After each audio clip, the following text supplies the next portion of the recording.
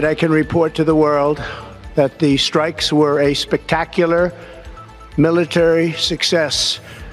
Iran's key nuclear enrichment facilities have been completely and totally obliterated. In this very chamber, I made a direct appeal: give peace a chance. That call was not heeded. Instead, the bombing of Iranian nuclear facilities by the United States marks a perilous turn in a region that is already reeling. From the outset of the crisis, I have repeatedly condemned any military escalation in the Middle East. The people of the region cannot endure another cycle of destruction. And yet, we now risk descending into a rat hole of retaliation after retaliation. To avoid it, diplomacy must prevail.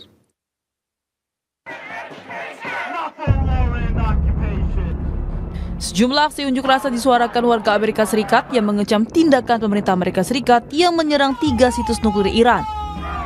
Kerumunan orang berkumpul di luar gedung Washington Post sebelum berbaris menuju Gedung Putih, memegang tanda dan spanduk melambaikan bendera Palestina dan Iran dan meneriakkan slogan-slogan anti-perang. Tak hanya di Amerika, aksi unjuk rasa mengecam serangan Israel dan Amerika Serikat ke Iran juga berlangsung di London, Inggris. Serangan terhadap fasilitas nuklir Iran sangat berisiko terhadap warga sipil, sebab radiasi nuklir yang bocor dapat membahayakan keselamatan. Di ibu kota Filipina, Manila, pengunjuk rasa juga berkumpul untuk menyuarakan keberatan mereka. Serangan Amerika Serikat ke Iran bisa membuat Iran membalas serangan yang dapat memicu konflik regional yang lebih luas. Sebelumnya, Amerika Serikat turun tangan di perang Israel dan Iran. Presiden Amerika Serikat Donald Trump mengklaim telah menghancurkan 3 situs nuklir Iran di Fordow, Natanz, dan Isfahan. A short time ago, the U.S. military carried out massive precision strikes on the 3 key nuclear facilities in the Iranian regime: Fordow, Natanz, and Isfahan. Everybody heard those names for years as they built this horribly destructive enterprise. Our objective was the destruction of Iran's nuclear enrichment capacity and a stop to the nuclear threat posed by the world's #1 state sponsor of terror. Tonight, I can report to the world that the strikes were a spectacular military success. Iran's key nuclear enrichment facilities have been completely and totally obliterated.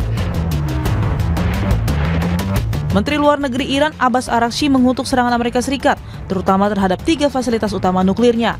Abbas tegaskan tindakan Amerika Serikat keterlaluan dan akan memiliki konsekuensi yang kekal. The warmongering and lawless administration in Washington is solely and fully responsible for the dangerous consequences and far-reaching implications of its act of aggression. In accordance with the UN Charter and its provisions allowing a legitimate response in self-defense, Iran reserves all options to defend its security interests and people. Serangan rudal Iran pun diluncurkan secara intens sejak serangan pertama kali dilakukan terhadap Iran yang dilakukan Israel 13 Juni lalu.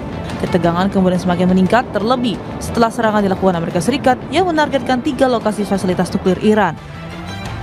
Sementara, Sekretaris Jenderal PBB Antonio Guterres mengkritisi serangan itu dan menyebutnya sebagai ancaman terhadap perdamaian dan keamanan internasional.